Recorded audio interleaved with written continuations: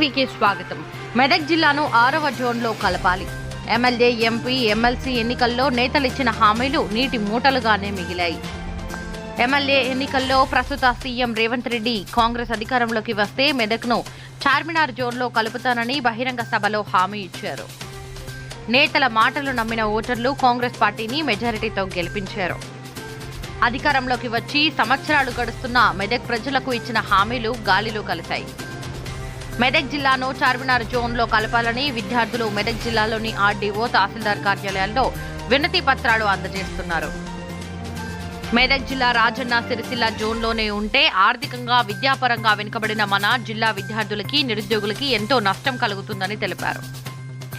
ఉమ్మడి రాష్ట్రంలో హైదరాబాద్ జోన్లో ఉండి ఇప్పుడు వెనుకబాటుకి గురి కావడం భవిష్యత్తుకి చాలా ప్రమాదకరంగా మారిందని అన్నారు. హైదరాబాద్లో విద్యావకాశాలు, ఉద్యోగ అవకాశాలు పొందుతారు. జిల్లా నిరుద్యోగులు గెజిటెడ్ స్థాయి ఉద్యోగాలు సాధించడం కలగానే మిగులుతుంది. స్థానిక జిల్లా స్థాయి జోనల్ పోస్టులలో గత కొద్ది కాలంగా ప్రమోషన్ రూపంలో, జోనల్ నియామక రూపంలో ఇతర జిల్లా వాళ్లు ఆధిపత్యం వల్ల స్థానిక జిల్లా యువత భవిష్యత్తులో నియామకాల్లో వేకెన్సీలు లేక చాలా అన్యాయానికి గురికాక తప్పదు.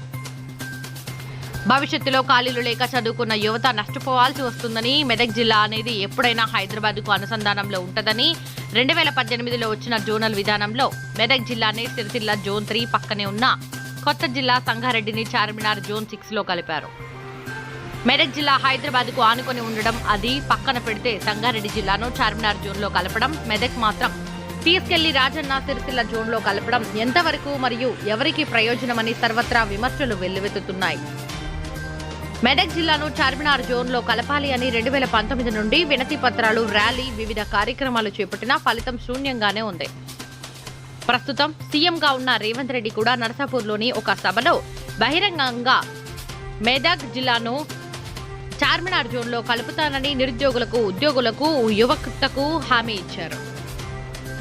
ఇప్పటికైనా మెదక్ జిల్లా ఎమ్మెల్యేలు, నాయకులు స్పందించి మెదక్ జిల్లాను చార్మినార్ జోన్లో కలిపే ప్రయత్నం చేయాలని విద్యార్థులు, నిరుద్యోగులు, యువకులు కోరుతున్నారు. అంతేకాకుండా ఇక్కడి ప్రజలు, ఇక్కడి యువకులు, ఇక్కడ నిరుద్యోగులు చాలా మంది ఇలా ఉద్యోగాల కొరకు ఇక్కడ మన హైదరాబాద్ ఇంత దగ్గరున్న మరి ఈ బీఆర్ఎస్ ప్రభుత్వం మన అందరినీ చార్మినార్ సిరిసిల్ల జోన్లో, రాజన్న సిరిసిల్ల జోన్లో చేర్చిందన్న దాన్ని కూడా పెద్ద దృష్టిలో చూసి ఇక్కడ డిమాండ్ కాబట్టి చాలా చార్మినార్ జోన్లో చేర్చాలని నేను మనస్ఫూర్తిగా కోరుకుంటున్నాను. ఈ రోజు ఈ ప్రాంతాన్ని మీరు వద్దన్నా, మీకు ఇష్టం లేకపోయినా సిరిసిల్ల జోన్లో కలిపి ఈ ప్రాంత నిరుద్యోగ యువకులకు అన్యాయం చేసి ఈ ప్రాంత విద్యార్థుల అవకాశాలను శాశ్వతంగా దెబ్బతీసిందని ఇప్పుడు వేదిక మీద మన మిత్రులు చెప్పారు. అదేవిధంగా ఈ ప్రాంత విద్యార్థుల, నిరుద్యోగ యువకుల యొక్క ఆలోచన నర్సాపూర్ లో చార్మినార్ జోన్లో కలపాలని తప్పకుండా మీ విజ్ఞప్తిని కాంగ్రెస్ పార్టీ పరిగణలోకి తీసుకుంటుంది. మీ మనసులో ఏముందో తప్పకుండా మీకు న్యాయం జరుగుతుంది అని నేను ఈ ప్రాంతంలో చెప్తున్నా.